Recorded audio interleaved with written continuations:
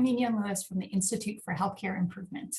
Welcome to our virtual conversation series, Leadership Insights, where we talk with IHI's experts, partners, and leaders in the community who are making a difference. Today, I'm speaking with Jessica Saunders, Director of Community Engagement at Dayton Children's Hospital, about their participation in the Improving Population Health Action Community. Welcome, Jessica, and thank you for talking with me today. Thank you. So let's get started. Our journey together began through the Improving Population Health Action Community that IHI convened as part of our leadership work via the broader population or Pathways to Population Health and 100 Million Healthier Lives initiatives. Taken together, this work aimed to transform how the world thinks and acts about health, well-being, and equity. Through the lens of your leadership role at Dayton Children's Hospital, can you share why the Improving Population Health Action Community was needed and how it will have a long-lasting impact on health systems? Yeah, I think that, by participating in this action community, we really took some intentional time to think about what we were doing around population health. And through learning with others across the country, we really developed skills and tools and a framework to use that can be applied in big hospitals, small hospitals, children's hospitals, and big systems. And, I think to take the time, maybe especially in this last year, to be intentional about this work in population health was really needed, and I think will set us for a long-term success, because now we have these different tools and framework that we're going to be able to use and apply as different issues come along. The goal of the action community is to facilitate shared learning and progress across participating teams in pursuit of their population health goals, just as you mentioned. As part of the Action Community Initiative, your organization underwent what we call a three-part data review. So talk us through what those three parts are and why that was crucial to you in understanding the needs and assets of your population. Absolutely. So, this undertaking was really important to help focus us in our work and really start to think about, what type of population health do we want to improve? And so we first had to identify, what population are we talking about? And so we knew that we wanted to focus somewhere on equity. We didn't know where that was going to be. And we wanted to look specifically at our inpatient admissions for different issues that children might have. And so as we looked at that data, we discovered that we were seeing more children who were African American admitted for asthma than we would have expected, given our population. And so, of course, first that question begs a lot of other questions. And so we asked all sorts of data questions around why, and started looking at zip codes and all of that quantitative data. But that's really just one piece of the puzzle. So then the second part of the data review was really to engage our staff members and clinicians to understand a little bit more about what that data might mean to them. And so we did several, probably about 15 different interviews that we divided and conquered. And we talked to emergency department staff and primary care physicians, our pulmonary clinic. So everybody in that continuum who might actually take care of children with asthma. And a lot of interesting things were revealed there as well. And then finally, probably most importantly, we talked to families. We talked to African-American families whose children had been admitted for asthma. And, their perspective was so important in the work that we have to do ahead. But looking holistically at the problem and really understanding, data is one piece of the puzzle, and people with lived experiences, that will actually be what's going to make or break this type of project moving forward. That's so powerful, that union of quantitative data, providers, and clients or patients to give you that better picture into a window into the system. So tell us, what did you learn about your population and the nature of the system as you saw? Yeah, absolutely. I think the biggest takeaway was underscoring trust in healthcare, and that as an institution, we have a ways to go. I don't know, I think it's probably partially the world that we're living in today, but we really heard a lot from families about they want to trust more, but they need to be listened to. They want physicians, they want staff who get them. I mean, we had some really great quotes from family members to say, I want someone that can jive with me, right? And that's so important, and we often forget that. I think another piece of the puzzle, which was really important to us, was one of the questions that we had to ask for the data review of our providers was something to the effect of, what are the assets that your families draw on to stay healthy? And many of our providers couldn't answer that question. And I don't think it's that they don't value families, but I think they don't always think from an asset-based approach. They often think of from a deficit approach. I think that is probably part of the training, always trying to fix what's broken. And often we forget that there's a lot of foundational work. There's a lot of value that families bring to the table. And if they're going to be part of the solution, we've got to understand what their assets are and how we capitalize on them. So I think those were the two biggest takeaways. And those weren't necessarily, keyed in when it came to the quantitative data. That really came through in the qualitative data. And I believe it also gives us some very specific actions that we can take moving forward. You're so right that those were big in terms of giving you that window into the system. And you mentioned that when you started, you knew you wanted to work on equity. So when you came into this work, was equity a central part of your organization, and sort of what inspired your team to put equity at the center and maybe now putting it as part of your strategic plan as a hospital? Absolutely. So, we've all been on this journey for a long time. And I think over the last, 12 to 18 months, our hospital had been working on our strategic plan. And then as last summer hit, while we have had equity, written everywhere, I think there was this opportunity once again to be more intentional and to, call it out and say, what exactly are we talking about? And so that work was already being done, and it kind of started the rumblings of what's going on in our institution.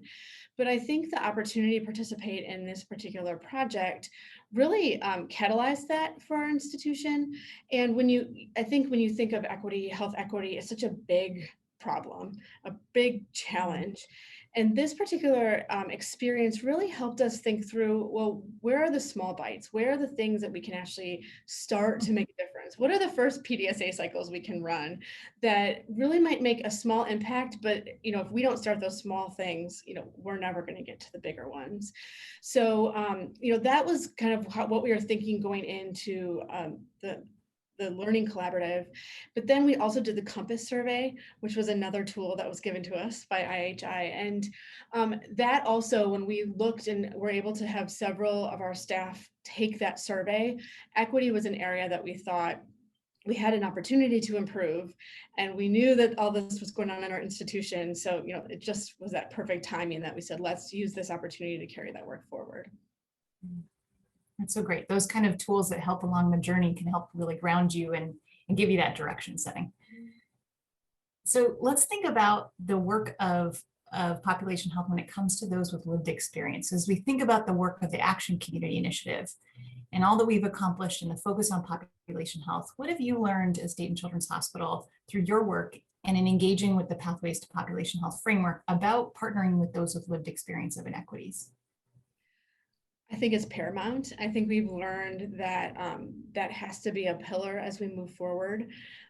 It's hard, I think, for a healthcare institution to sometimes be a little bit vulnerable in the community and to say, we don't know everything. And I think that's hard. That's hard as healthcare, we often are in these big institutions.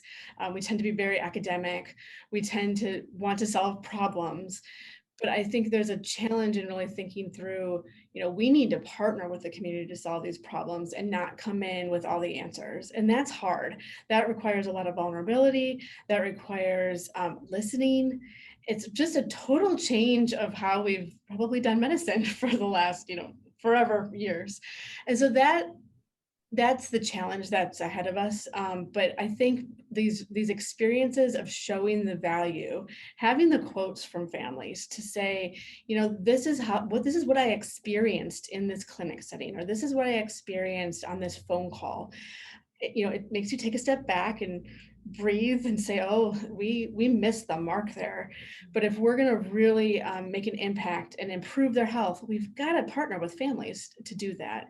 So, we're really trying to figure out how we use the word hardwire in our institution, how we hardwire some of those opportunities to not just engage the family voice and listen to it, but really have them come alongside of us in, the data collection piece, hearing from them, but also helping them when we come up with solutions. So that whole entire journey. And it's a journey that we're going to be on for a long time, but I think that's a framework that we're really wanting to be dedicated to as we move forward. Thank you for that. Thank you for sharing your vulnerability of the ways in which you haven't always gotten it right, but you are failing forward into this journey. You mentioned that you like to use the term hardwired in your institution. I've also heard you talk very uniquely about numbers and the importance of not forgetting the human element, or what you term the social ROI, or the social return on investment. What advice do you have for other health systems who are really trying to make a case within their health system to focus on population health and equity? I think here again, it's starting small. I mean, we're really trying to turn this entire industry on its head in a way, and really start to look at, you know, what is the value that we're giving to the society, to families, to an individual patient. And, frankly, just the way that we've been paid for all these years doesn't easily help that shift happen, of course. And so, when we really think about whether or not we are improving health and not just delivering healthcare, I think it's starting to orient in that framework. I'm actually a communications person by nature, and so, words matter. And so I always think it's important to drop these little seeds or make these little connections for people, whatever conversation that we might be having about population health, community health, value-based care. I mean, we throw out all of these different words, but to help people understand how they all fit together, I often, just think about the importance of connecting the dots for people. And I think that's the start of it, to say, this hospital's doing that and we're not that different. We're doing it in a different way, but we're looking for the same type of outcome. So I think, sharing with leadership and colleagues that, those dot connections are really important. I think another piece of advice is just to start somewhere. And that's really what I liked about the learning community, is that there was a project that we wanted to complete in a certain amount of time. It's not going to be perfect, but we started somewhere. And that experience, I can't tell you how many times I was in leadership meetings and I was able to say, and we're doing this IHI project, and we learned this from people with lived experiences. And it really started to, show the importance of this work, and started, I think, to connect the dots for some people. So I think starting somewhere, having a project that you can really, start to sink your teeth into and have some examples of where you've really been able to show, that social ROI. And we can't talk about our journey in population health and equity without putting it in the context of the unique moment that we're in the world right now. While COVID-19 has accelerated systemic racial inequities and the need for changes that were apparent before its inception, we know that, it also has exposed even more inequities in our health systems. The fault lines that emerged in 2020 now appear as critical crossroads in 2021. We're on this journey in this pandemic world. In your experience, what lessons can we learn from the pandemic and its impact on population health? I think it still comes back to trust. I mean, we've really found out that whether it's trust in public health or trust in healthcare, there's a huge challenge. And some of it is for really good reason because of historical context, but that trust needs to be rebuilt. And that's going to take some intentional work. I think, we've talked about, if you want families that come to us, I mean, they have to trust us. I mean, we're taking care of their children. So they have to trust us even more because we're taking care of their children. And that can't happen only in pandemics. I think that the relationships need to be built, not that we want to prepare for a pandemic, but they need to be built prior to the pandemic or prior to a challenge, so that you're ready to go through the challenge together. I do think Dayton has been uniquely positioned because a year prior to COVID hitting, we had 15 tornadoes come through. We also had a mass shooting in our community. And so COVID was on top of that. And I think our community work, our, truly working with partners, I've seen our community come together in that all of this time frame, so that we can then approach, some of these other challenges together.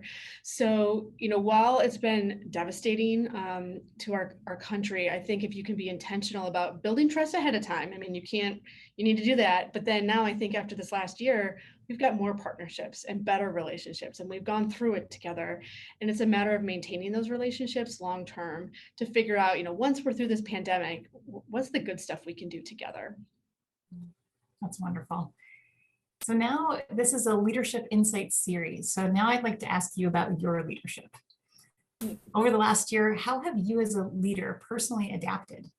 What has really tested you the most? What practices have you relied upon? Tell us a little bit more about you personally and your leadership journey. So I think for me, I had to just put my nose down and just keep going.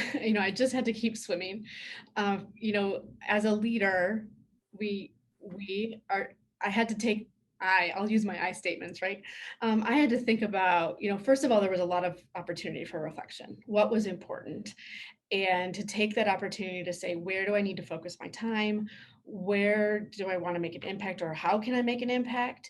And there's been some time for that, and that's been good. And I think, after all is said and done, I'll look back on this year, and to be honest, it was one of my most favorite years professionally ever. Lots of challenges, but also some really great opportunities to flex and to learn some more. And then I think, as a leader, to stay positive. And it was tough. And I think you take that time, but then to also stay positive for a team is really important. My group at the hospital is really engaged in community outreach. And so we couldn't give up. I mean, I had staff that have been delivering food to homes because we knew families didn't have food. And so to be a leader, to make sure that your staff is safe and following all the important protocols, but also we knew what we had to do for our community. And I think that was really important because our hospital then could continue building trust. And that's really important to me. That's, I think, one of my big, leadership things that pillars is that trust piece. And I think over the last year, I will look back on this year and a half, and just really feel like so many things connected. I had time to reflect, but also really accelerate some thoughts moving forward. So it was a good year and a challenging year.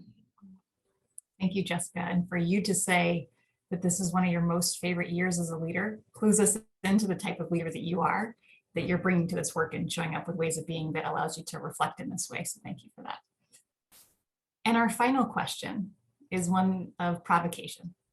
So in your experience, how can population health, healthcare systems, and professionals evolve to fundamentally transform the way communities think and act about health, well-being, and equity? I think there's really important to look inside, whether it's inside the healthcare system or inside of yourself, and really understand what you value. And that's, I think, what was done a lot in this last year too. Like, what do you value? And I know at our institution, we value children and we want them to thrive. And if we're going to have that outcome, then we need to make sure that we're aligned as we think about, where we move forward and where we place our finances and our investments. And that's hard to look inside and to say, what do we value, and then who shares our values, and how can we move forward? But I think that if we truly believe in clinical excellence and quality improvement, looking for me through the lens of equity, we will never achieve clinical excellence if we don't look at where we see health disparities. And so I just think looking internally and asking those really difficult questions, and it's so much easier said than done, of course, but that's what it's going to take. And I think that's a huge challenge for us moving forward. And that's not always a comfortable thing to tell ourselves the hard truths, face into those, and figure out how to do things differently. So thanks for that provocation. Jessica, thank you so much for sharing your insights, your lessons from IHI's work in population health and equity with me today. It's so clear from the work that I've seen you do in the action community and in sharing your words today that you're a true inspiration. I'm grateful for the work that you do every day to improve the health and well-being in your community at Dayton Children's Hospital. Thanks. Thank you.